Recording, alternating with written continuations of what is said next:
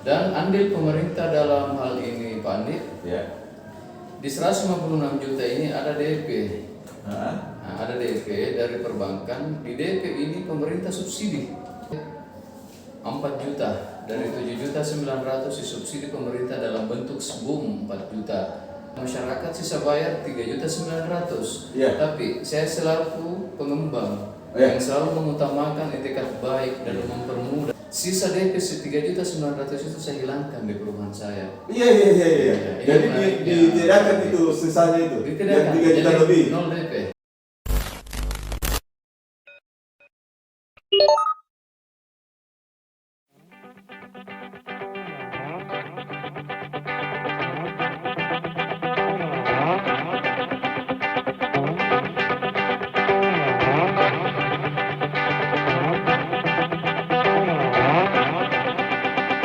Assalamualaikum warahmatullahi wabarakatuh. Waalaikumsalam warahmatullahi wabarakatuh. Kita ketemu lagi di channel Medium TV. Seperti biasanya di Medium TV kita ngobrol santai, mengupas atau membahas soal apa saja, banyak hal soal pemerintahan sosial budaya, pendidikan, hukum, dan kali ini kita akan membahas tema baru. Kita akan membahas bagaimana seorang pengusaha pengembang, ya, yang pengembang kita tahu bahwa dia punya asosiasi namanya REI. Nah, kali ini saya sudah bersama dengan Rahmat Darmawan, sarjana sosial. Beliau Ketua Komisariat REI untuk wilayah JBBSS. Ya, JBSS ini Jeneponto, Bantaeng, Bulukumba, Sinjai, Selayar. Nah, jadi beliau adalah Ketua Komisariatnya. Nah, selain beliau sebagai Ketua Komisariat REI wilayah JBBS, beliau juga adalah Direktur Utama PT Mandiri Jaya Konstruksi Nusantara. Assalamualaikum warahmatullahi wabarakatuh. Pak Ketua. Waalaikumsalam. Sehat? Pak Andi, sehat. Alhamdulillah. Alhamdulillah. Alhamdulillah. Itu yang perlu itu Pak Ketua. Pak Ketua,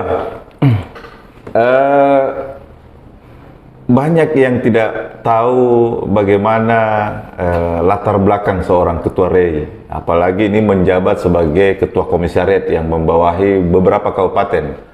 Jeneponto, Bantaeng, Bulukumba, Sinjai, Selayar. 5 ternyata. 5 kabupaten. 5 kabupaten. Nah, mungkin kita bisa berbagi cerita ke masyarakat Bulukumba. Bagaimana seorang Rahmat Darmawan membangun usahanya dari awal sebagai pengusaha, pengembang, dan segala dinamikanya. Dikatakan sekarang ini sukses, ya, terima kasih banyak. Alhamdulillah.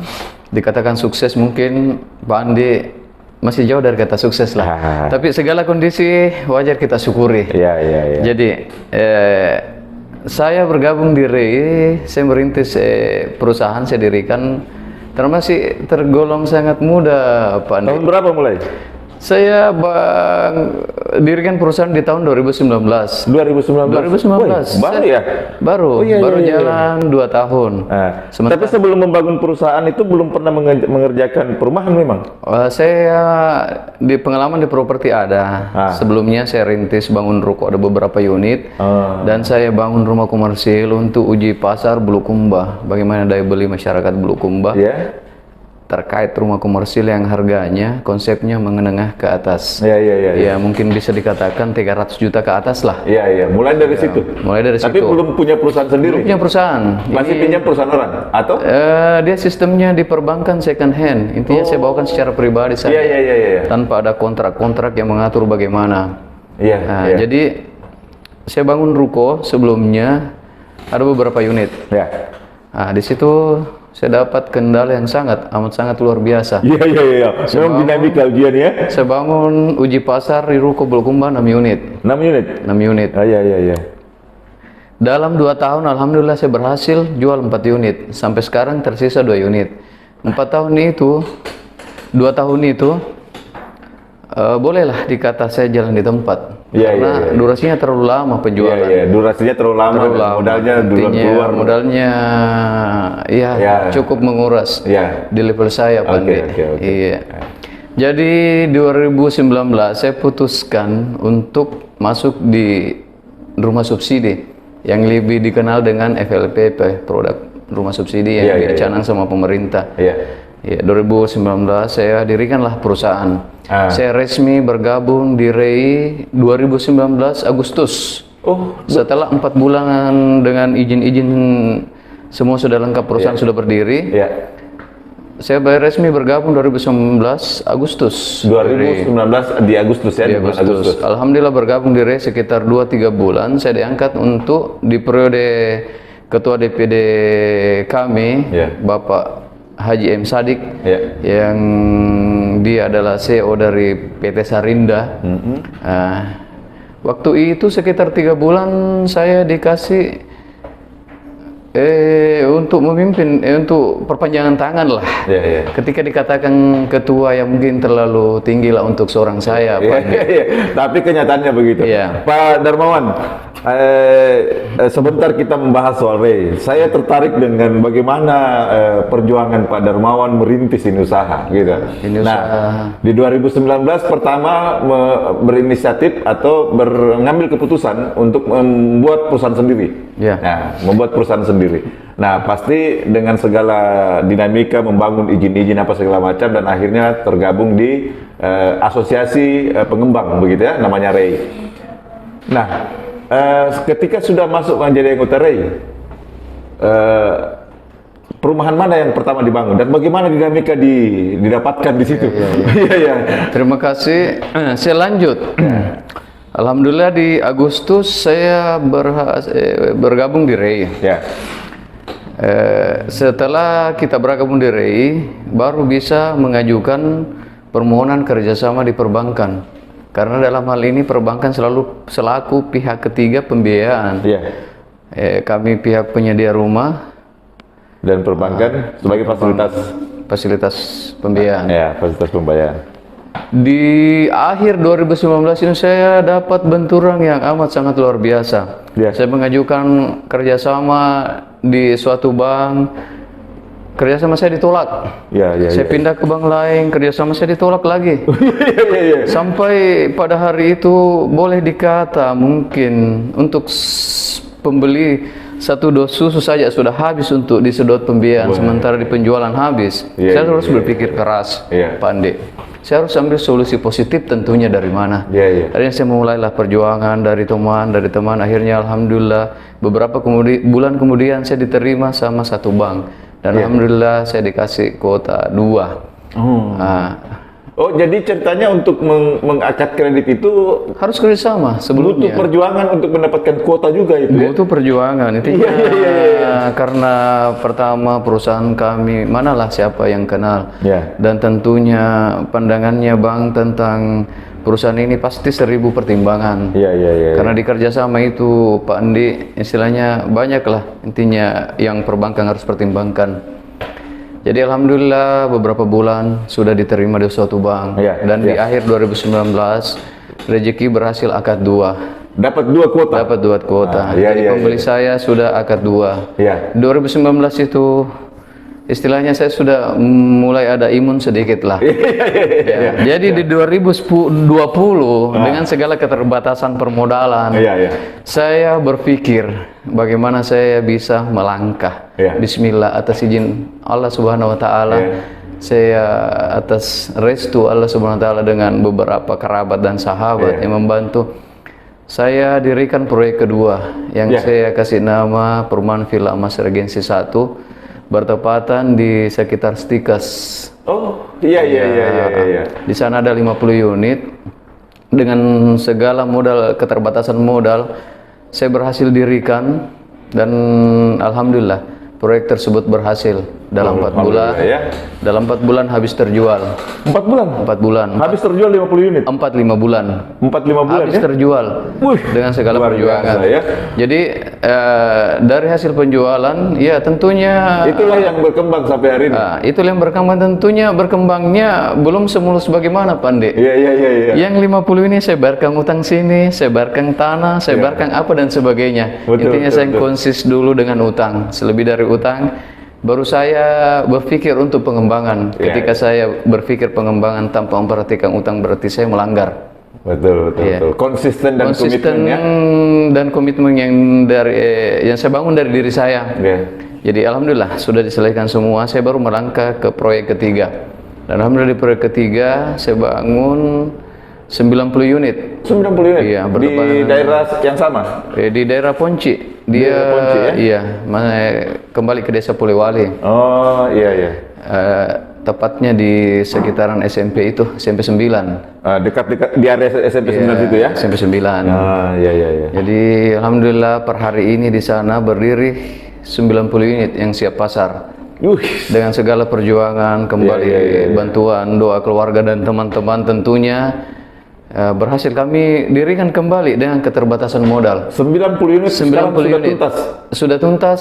Dan tinggal dijual? Tinggal dijual dan alhamdulillah sampai sekarang belum ada fasilitas bank. Luar biasa. Semoga saja bisa bertahan dengan kondisi begini, karena Pak Darmawan, pasti dalam perjuangan ini banyak suka dan duka. Dinamika yang ditemui di lapangan, menjalankan usaha, membangun usaha mulai dari betul-betul nol. Yang tadi saya dengar bahwa sempat di awal beberapa bank yang dimohonkan menolak begitu kan? Menolak. Nah, apa yang paling terkesan bagi Pak Darmawan pada saat membangun usaha ini? Yang paling terkesan dan menjadi motivasi saya untuk sampai ini hari untuk saya lebih keras berjuang. Ada beberapa sih, Pak Andi. Salah satunya yang paling berkesan itu bagaimana saya menciptakan lapangan pekerjaan untuk orang-orang yang ikut di perusahaan saya. Yang paling saya rasakan dengan hati manfaatnya ketika gaji-gaji tukang itu dibayarkan. Bayangkan Pak Andi, gaji tukang itu yang dia pakai untuk sekolah anaknya, untuk biaya hidupnya, pokoknya untuk biaya keluarganya. Dan mereka bagaimana menantikan itu penggajian dari hasil kerjanya. Itu yang saya utamakan. Terus bagaimana bisa kami kembangkan ini perusahaan hari demi hari, tahun demi tahun, sehingga yang pada hari ini mungkin 100 atau 100 lebih karyawan kami per tahun bisa sampai 200 atau 300. Itu yang menjadi cita-cita utama di perusahaan kami. Sekarang sudah budget untuk menggaji karyawan itu sampai 200-300 juta? Di 90 unit ini dia 900 juta. 900 juta? Lebih, iya. Khusus untuk karyawan saja? Khusus untuk karyawan. Di luar biaya material, di luar tanah. Maksudnya ini untuk membuka lapangan kerja betul-betul Pak Darmawan ini harus siap. Betul-betul dana penggajian, material harus siap. Intinya ya mungkin estimasi per 100 unit kurang lebih 5M atau 5 lebih lah. Intinya yang Pak Darmawan ingin sampaikan bahwa untuk teman-teman yang lain sebagai pengembang, yang harus diutamakan adalah bagaimana tidak menelantarkan gaji karyawan, begitu mungkin. Kalau terkait masalah itu, mengingat bahwa saya salah satu junior pengembang di Bulukumba, saya mungkin tidak nyaman lah menyampaikan bahwa keterlantaran masalah gaji. Tapi kalau secara pribadi, berharap lah itu ya. Iya, berharap lah untuk kita sama-sama untuk komitmen lah dalam hal penggajian itu Karena selain dari usaha ini, selain dari kerja keras dalam usaha ini dan doa, kita butuh Tuhan melihat dengan penuh keikhlasan yang ada sama diri kita. dengan segala konsisten yang kita miliki. Oke. Iya. Pak Darmawan, apa yang kejadian yang tidak pernah dilupa oleh Pak Darmawan saat membangun usaha ini mulai dari nol? Yang paling saya tidak bisa lupa, salah satunya di pembangunan proyek pertama, Ya. Nindya Residen. Oh ya, Saya kasih nama Nindya Green Residen 2 karena sebelumnya ada saya rintis Nindya Green Residen 1 yang komersil tepatnya di Chile. Ya. Namun saya hentikan karena terkait pasar yang tidak mampu. Ya. Di Nindya Residen. Kejadian apa itu yang tidak bisa dilupa sampai hari ini? Saya bangun tahap pertama 30 unit. Ya. Pengerjaan baru tahap 40%, 50% dana sudah habis. Di situ saya berpikir keras. Bagaimana ini Pak Andi, gaji karyawan bisa lancar, bahan bisa lancar, proyek bisa berdiri. Ini bangunan bisa berdiri. Kejadian itu yang Pak Darmawan tidak bisa lupa ya. Saya berpikir keras. Ya. Mau ambil utang berat. Ya. Mau kemana semua serba berat. Oke, Pak Darmawan, sangat luar biasa bisa berbagi cerita kepada masyarakat Bulukumba soal apalagi profil singkat dan histori membangun usahanya Pak Darmawan. Nah, Pak Darmawan, bagaimana ceritanya sampai bisa jadi ketua komisariat? Oh iya. Ray, silakan. Iya, Pak Andi. Saya bergabung di REI Agustus 2019. Ya. Dan secara karakter saya orangnya senang bergaul di mana saja dan mampu menempatkan posisi saya sebagai mungkin level paling bawah dari teman-teman pengembang di REI. Intinya saya juga sebetulnya terkait masalah REI, saya tidak bercita-cita untuk jadi ketua, tapi saya bergabung untuk cari ilmu. Karena pada dasarnya saya harus belajar untuk kemajuan. Karena dalam hal ini terkait tadi ada cita-cita yang saya ingin kembangkan terkait memperluas lapangan pekerjaan tadi, Pak Andi. Jadi bulan 8 tepatnya, 3 bulan sekitar bulan 11. Saya diangkat dari Ketua DPD Sulawesi Selatan, Bapak Haji M. Sadik. Kebetulan beliau CEO dari PT Sarinda. Beliau itu menurut saya seseorang yang sangat luar biasa. Di 3 bulan. November ya? November lah. November 2019. Nah, jadi saya sering gabung sama mereka lah. Artinya dengan segala kami tempatkan posisi kami butuh ilmu dari senior-senior seperti mereka. Kebetulan Pak Sadik ini seorang yang sangat baik hati, seseorang yang sangat luar biasa menurut saya. Dan sekitar November dia telepon saya, bro, pegang komisariat. Kebetulan komisariat Jeneponto sampai Selayar belum ada yang ini. Sementara Bone, Sopeng, Wajo Sidrap, Bosowasi sudah lama. Aja Tapareng, ke Parepare, Palopo sudah ada semua. Sisa Jeneponto ke selatan lah. Nah, jadi itu hari Pak Andi saya katakan janganlah saya. Saya tidak nyaman lah. Banyak yang lebih senior lah. Saya hadapkan ada beberapa perumahan dan dia tetap ngotot ke saya menimbang dalam ini ketika dikatakan ketua Pak Andi mungkin terlalu hebat lah. Cukup perpanjangan tangan dari DPD lah. Ketika artinya ada kendala, kan ini ketua komisariat. Ketua komisariat. Kan? Ketika ada kendala Jeneponto sampai Selayar lah, saya bisa turun tangan. Jadi yang saya lihat di sini, akhirnya saya mengalah, saya terima. Yang saya lihat di sini adalah ada beberapa kegiatan kemanusiaan yang saya tidak boleh menolak. Contoh, membantu teman-teman pemula atau yang ini untuk fasilitas ke stakeholder terkait, bisa perbankan atau pemerintah dan apalah sebagainya, pertanahan. Jadi ya Bismillah, saya katakan iya Pak Ketua. Diterimalah itu, diterima posisi ketua komisariat itu. Dalam 1 tahun terakhir masa jabat ketua kami, saya di SK kan apa? Ya. Dilantik Ya, lah, di SK kata, dilantik. seperti itu. Ketua Kasih komisariat. SK untuk sampai 2020. Oh, Oke lah, di 2020. 2020 berarti? 2020 kami ada pemilihan ketua DPD. Oh iya, betul. Oke. Ah, 2020. Tepatnya di Oke. Klaro. Jadi 2020 kembali terpilih Pak Sadek secara aklamasi.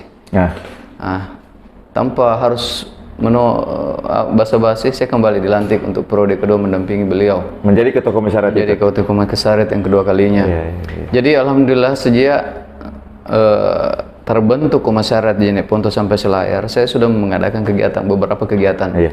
Saya menelpon ke DPD bahwa di sini ada kendala. Iya. Jadi kami sebelumnya entah di bulan berapa sudah mengadakan gathering dengan Bank BPD, Bank BTN. Bank BTN. Ya, jadi dihadirkanlah Bank BTN 5 kabupaten kota. beserta anggota 5 kabupaten, baru kita diskusi terkait apa kendala proses KPR atau apalah kendala apa yang kita pecahkan bersama-sama.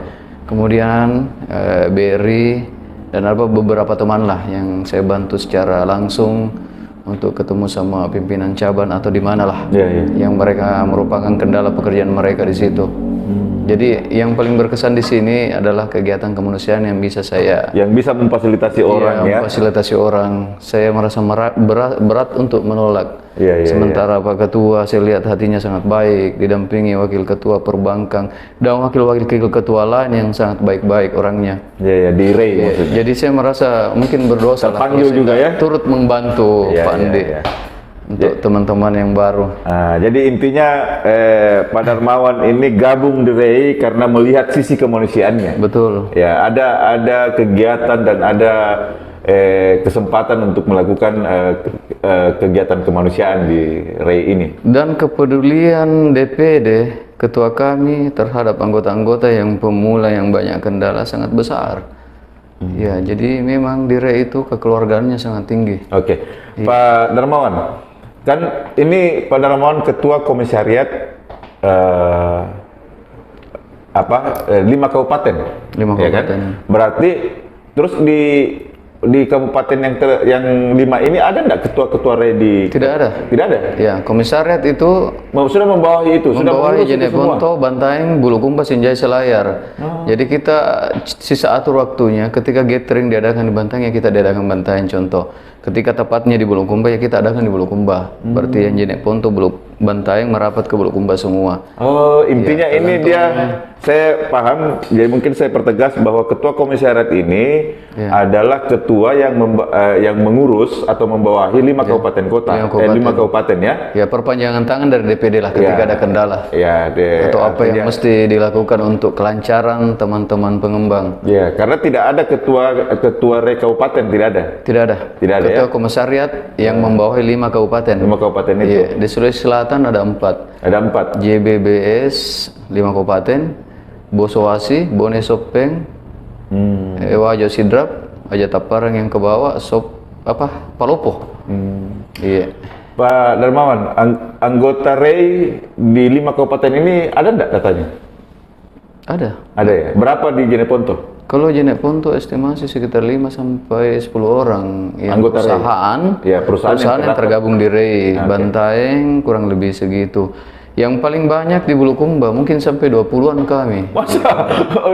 Sinjai, Selayar, ada beberapa Selayar. Jadi keseluruhan di 5 kabupaten kota ada? Kabupaten sekitar mungkin kami ada 40 lebih. 40 lebih ya? Perusahaan yang tergabung di REI. Nah, dari 5 kabupaten kota ini kurang lebih 40 anggota ya? Ya, 40 yang paling banyak itu malah di Bulukumba, 50% lebih dari? Ya, 50% lebih sampai 70% dari 5 kabupaten ini. Pantas Bulukumba, orang Bulukumba dipilih menjadi ketua komisariat. Bisa mungkin. Iya. Oke. Pak Darmawan, kita kembali ke soal REI ini ya. Ya. Nah, bagaimana dampak pandemi di sektor pengadaan rumah bagi teman-teman REI dan sebagai direktur pengembang? Ya. Silakan Pak Darmawan. Dengan adanya pandemi yang dimulai tahun 2000. Ya, dari 2020. 2020. Ya, sekitar Mei. Sangat kelihatan dampaknya. Nah. Pertama, Kuotanya bagaimana? Itu di sektor perbankan. Iya, iya. Yang kita bahas mungkin di internal kami dulu. Oh iya, iya, iya, iya, betul. Intinya kami sangat kewalahan dalam hal mungkin material yang kemarinnya bisa bayar per minggu, sekarang harus cash. Bagi mereka juga yang butuh atau pertimbangan apa saja yang semua kami harus maklumi. Iya, iya, iya. Yang harus kami terima baik. Terus dapat usernya? Dapat usernya sangat susah juga karena regulasi perbankan awal pandemi kemarin sekitar 1 tahun Pak Andi. Iya. Di 2020 yang paling terasa pandemi. Iya, betul. Perbankan ada beberapa usaha yang tidak dia bisa proses, yang hasil dari pertimbangan mereka dipandang tidak mampu membayar. Kami harus terima baik lagi. Nantinya yang kemarin contoh pengusaha ini bisa diproses, dengan adanya pandemi tidak bisa diproses dengan segala pertimbangan. Takut mungkin dampak pandemi jualannya tidak bagus sehingga tidak mampu jual rumahnya, dan itu wajar, harus kami terima. Sangat di 2020 yang paling sangat berdampak sekali pandemi ya. Kami harus sasar pembeli-pembeli rumah yang sesuai arahan perbankan lah, yang mereka menyatakan tidak bakalan ada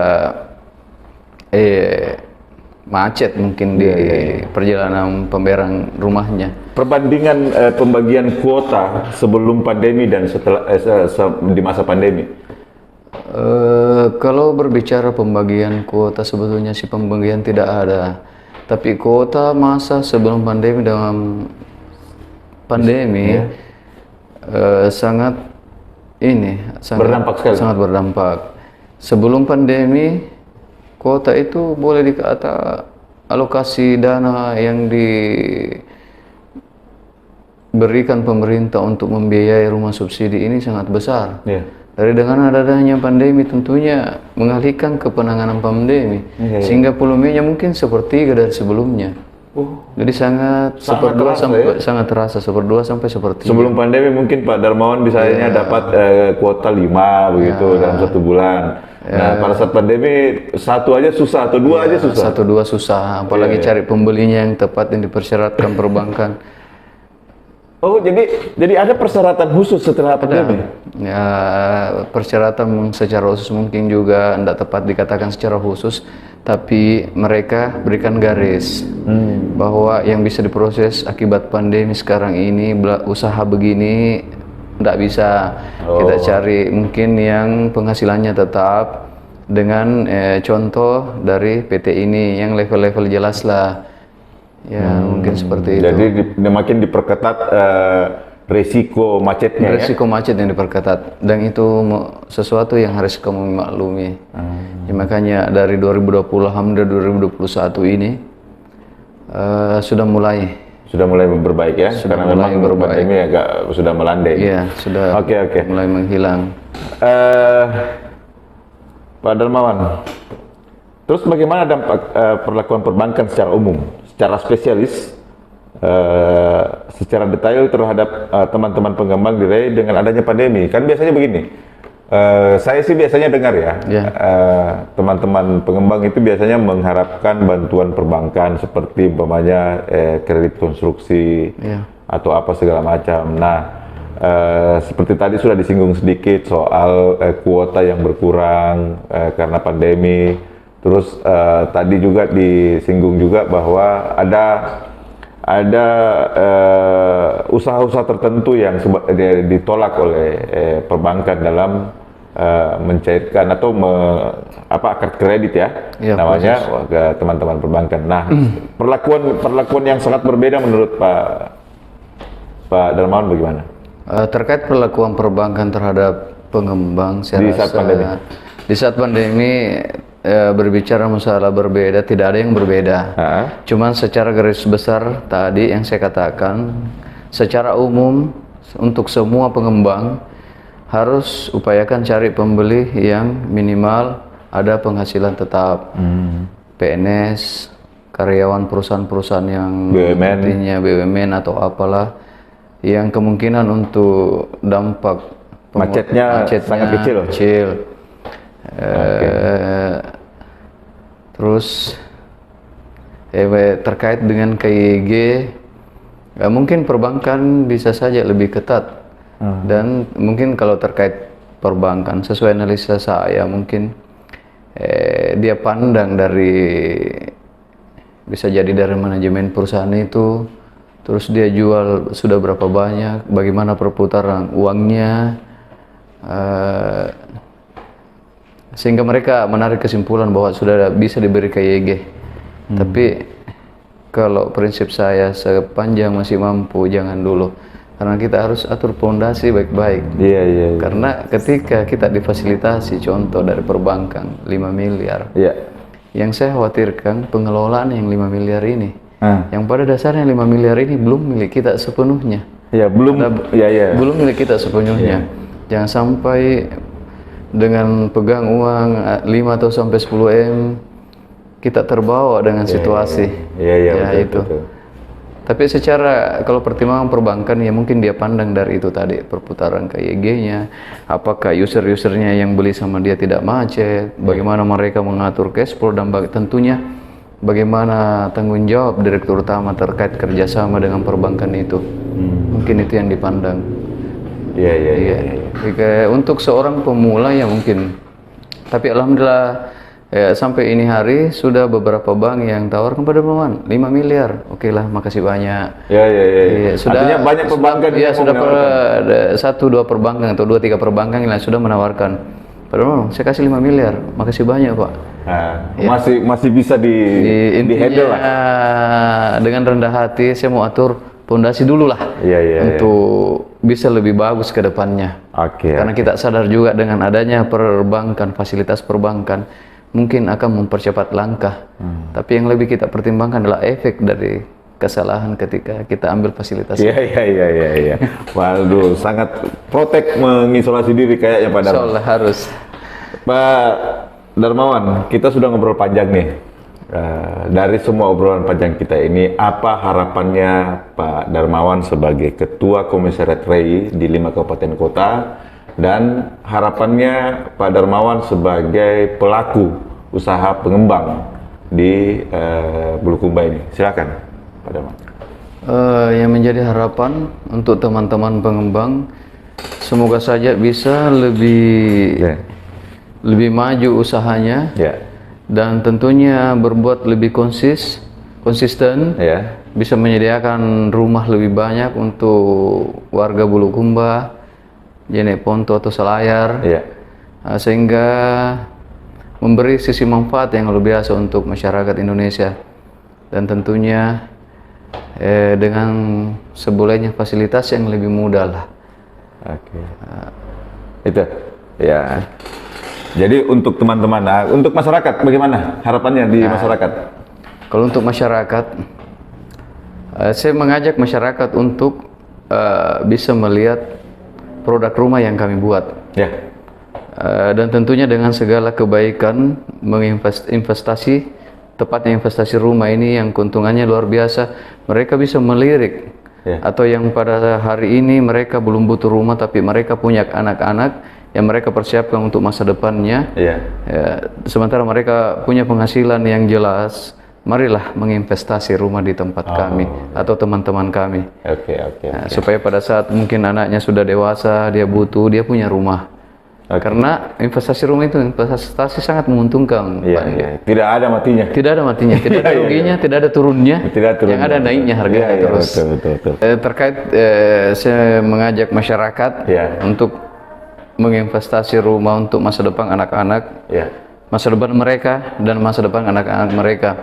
Karena sedikit saya jelaskan di rumah subsidi ini. Ini rumah subsidi sebetulnya namanya rumah tapak sejahtera. Yang dicanang oleh pemerintah. Harga rumah per Sulawesi Selatan ditentukan pemerintah. Nah, sekarang posisi tertinggi harga 156.500.000. Harga tertinggi? Harga Sulawesi Selatan. Harga Sulawesi Selatan ini 156 juta. Karena mungkin menimbang dengan beberapa hal. Ada daerah termasuk Papua sekarang posisi 210 juta. Harga terendahnya? Harga terendah tergantung mungkin daerahnya. Itu pemerintah. Dan andil pemerintah dalam hal ini Pak Andi, di 156 juta ini ada DP. Nah, ada DP dari perbankan. Di DP ini pemerintah subsidi. Oh, Dari program FLPP pemerintah subsidi DP 4 juta, dari 7.900.000 disubsidi pemerintah dalam bentuk SBUM 4 juta. Jadi user atau masyarakat sisa bayar 3.900.000. Iya. Tapi saya selaku pengembang yang selalu mengutamakan etikat baik dan mempermudah dan tentunya butuh ridho besar dari Allah. Sisa DP 3.900.000 itu saya hilangkan di perumahan saya. Iya. Ini Jadi menariknya, ditiadakan Pak Andi. itu sisanya itu. Ditiadakan, Yang 3 juta jadi lebih. 0 DP. Wah, iya. Setelah persetujuan dari bank ada proses balik nama, BPHTB dan sebagainya. Iya. Di notaris biaya 10 juta ke lebih lah. Iya.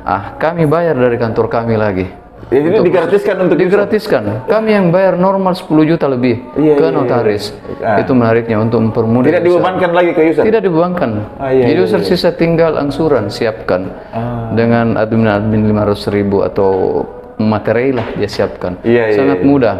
Nah, terus saya jelaskan lagi andil pemerintah selain DP dalam bentuk SBUM 4 juta. Pemerintah subsidi lagi sehingga dikatakan rumah subsidi. Yang namanya tadi rumah tapak sejahtera sebetulnya. Suku bunga subsidi disubsidi lagi sama pemerintah 50%. Hah? 50%? 50%. Dalam hal ini angsurannya sebetulnya kurang lebih 2 juta. Karena ada pemerintah yang program ini rumah sehingga disubsidi 50% ke perbankan, maka kita bayar setengah saja dari 2 juta itu 900 flat sampai selesai. 900? Seperti itu Bu, yang namanya subsidi. Pandai saya jelaskan sedikit. Jadi tinggal 900.000 yang harusnya mereka membayar 2 juta lebih. Harusnya normalnya kalau perhitungan perbankan 2 juta. 2 juta. Tapi ada pemerintah yang talangi perbankan subsidi 50% suku bunga sehingga 900 lebih. Jadi alangkah ruginya ketika ini hari para masyarakat tidak sadar dengan apa yang diberikan pemerintah hari ini tentang rumah subsidi. Wah, betul. Dan ini 900.000 ini Pak Andi berlaku sampai selesai. Kembali lagi berbicara 900.000. 10 tahun yang lalu saya belum bergabung. Yang saya tahu kan saya ini orangnya belajar terus Pak Andi. Saya kaitkan sisi positif, segala dari sisi positif. Yang saya ingat sekitar 15 atau 20 tahun lalu ini pertama muncul rumah ini, program pemerintah ini, angsuran rumah sekitar 280.000. Dan 280.000 itu mungkin sama sekarang 900. Yang ketika hari ini kita pandang 280.000 bagaimana nilainya. Keterkaitannya 900.000 ini hari, 3 tahun ke depan mungkin serasa 500.000. Jadi alangkah ruginya orang-orang kalau tidak beli rumah ini hari. Betul, cocok. Terkait juga khusus internal saya. Di sana rumah kami persiapkan dengan fasilitas terbaik. Material kami pilih, jangan material sembarang. Sistem campurannya rumah standar, sangat baik. Betul-betul diawasi ketat. Betul diawasi dan ketat. Terus kami awalnya niat baik untuk mendirikan perusahaan. Masa kami mau main di kualitas mendapatkan untung yang tidak berkah. Yang tidak berkah. Dalam hal ini kita kejar berkah. Terus fasilitas apa lagi yang didapat? Fasilitas yang saya berikan di Panggala, saya berikan ada pengundian motor, gratis pengecoran dengan kanopi 1 bidang. Kanopi juga? Kanopi diberi gratis? Kenapa saya beri kanopi? Karena saya mau lingkungan itu indah. Ketika rumah satu pasang dari kayu kelapa, rumah satu pasang dari kayu apa, kan tentunya lingkungan sebentar kumuh. Bagaimana mereka hidup nyaman dengan anak-anak mereka? Makanya diberikan fasilitas. Saya berikan fasilitas kanopi yang sama semuanya. Sama semua. Waduh, luar biasa. Sementara kalau di Ponci yang diberikan pengecoran depan rumah. Tapi di sana saya tingkatkan lagi sistem rumah sehat. Dengan ventilasi di semua ruangan. Terus sistem keamanan, sementara tim kami sudah bangun pos sama pagar. Jadi orang-orang yang tinggal dalam situ merasa terlindungi. 1 pintu. Dan insya Allah menyusul fasilitas ibadah tentunya.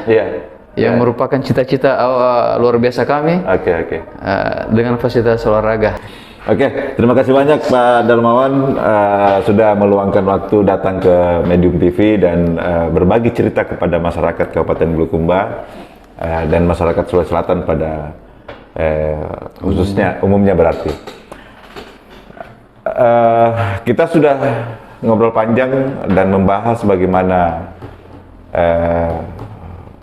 tata kelola perumahan dan bagaimana REI berfungsi untuk teman-teman pengembang di 5 kabupaten yang kita sudah dengar dari Pak Darmawan sebagai Ketua Komisariat REI di 5 kabupaten ini. Ada yang saya harus garis bawahi. Pertama, pesan seorang Ketua Komisariat REI ini kepada teman-teman pengembang, utamakanlah gaji karyawan kita. Karena buru-buru ini yang sangat membutuhkan dan bergantung pada penggajian itu. Itu pertama. Kedua, pesan juga dari Direktur PT apa namanya? PT Nusantara ya? Ya, PT Nusantara. Ya. Untuk masyarakat, biar ada rumah. Kalau memang mampu Ki untuk berinvestasi, investasi Ki, karena rumah ini tidak ada turunnya. Tidak ada turunnya. Nah, naiknya aja yang ada. Dan Pak Darmawan ini menyiapkan 2 lokasi, ada di dekat Stike sana dan ada di Ponci. Ada 3 lokasi. Ada 3 lokasi yang disiapkan. Kantor beliau ini di depan kantor Polres Kabupaten Bulukumba sekitar itu. Terima kasih. Kita akan ketemu dengan pembahasan yang berbeda dengan narasumber yang berbeda. Assalamualaikum warahmatullahi wabarakatuh. Waalaikumsalam warahmatullahi wabarakatuh.